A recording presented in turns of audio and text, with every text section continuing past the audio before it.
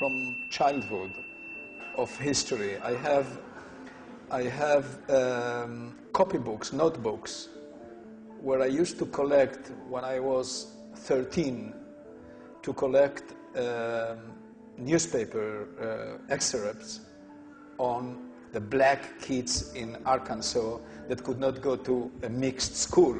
So I had all these in my book note. And then when the War of Independence of Algeria, I had all these in my notebook. It was extremely interested in international affairs, in international politics from a very young age. And then it was, to me, very, very natural to go and study history.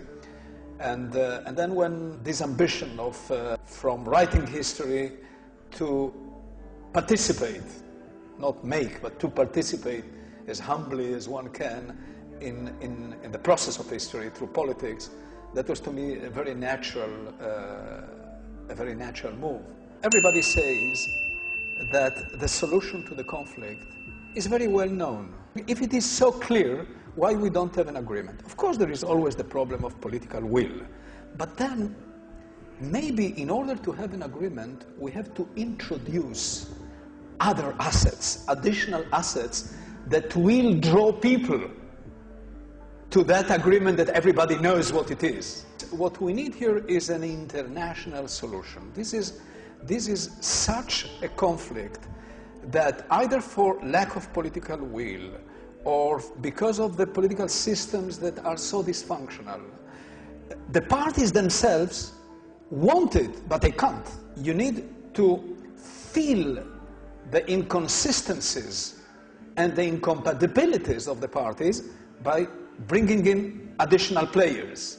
The Arabs, the Europeans, the Americans, even the Russians. Not leave anybody outside, to create the package of pressure and incentives. In this conflict, everything is small details, and the world does not understand.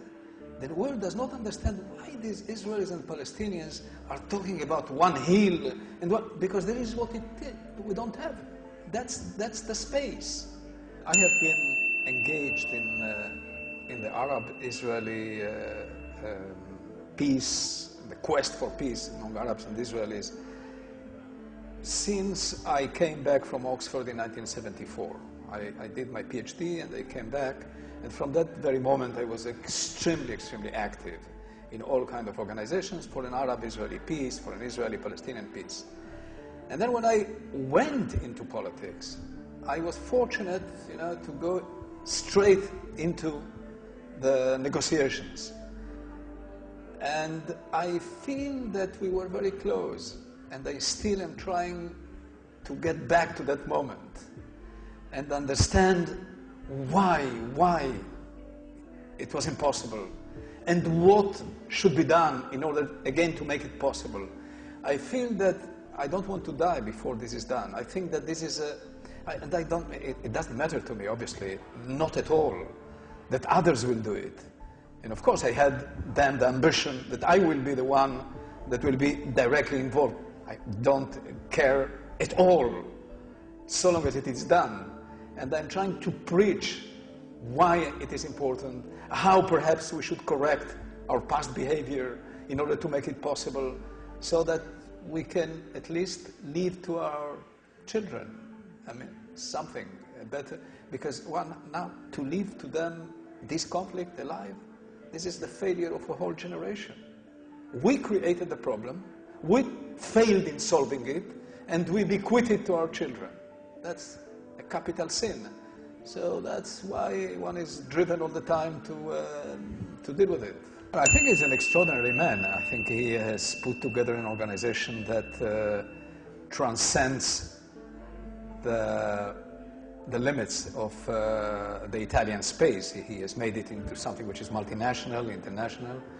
And what, as I say to Gilad, what strikes me is that he is very, very Italian, in the sense that he, for example, he doesn't speak English, but his outreach goes everywhere. I mean, he is an international man.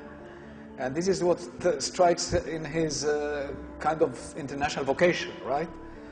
I was also impressed by the fact that he has here people from different disciplines, but he can communicate with all of them in their language, in the language of astronomy, in the language of brain studies, in the language of politics, etc., etc. No, he's a very multi-faceted man. I mean, he's an extraordinary man. I felt that the public was listening, and frankly, I thought that they were listening. They were a bit stunned, because my sense is that the perspective that I put forward was not exactly the one they expected, and the one that is normally conveyed in this kind of discourses on the Arab-Israeli conflict. The normal way of delivery is one of, okay, we did our best, we failed, the other side is very bad, terrorism and all this stuff, the Jews are right, the Arabs are wrong, or the other way around. And I thought that I gave to people some material for thought, for thinking, and to see it in a slightly different way. This is the kind of approach that, well, people normally do not speak in these parameters. They speak more in the traditional way. So I felt that if there is any meaning for me to participate here, was not by telling people what we did, what we said. That's meaningless. You need to put it in a context, within a framework that can make sense to people, and this is what I have tried to do.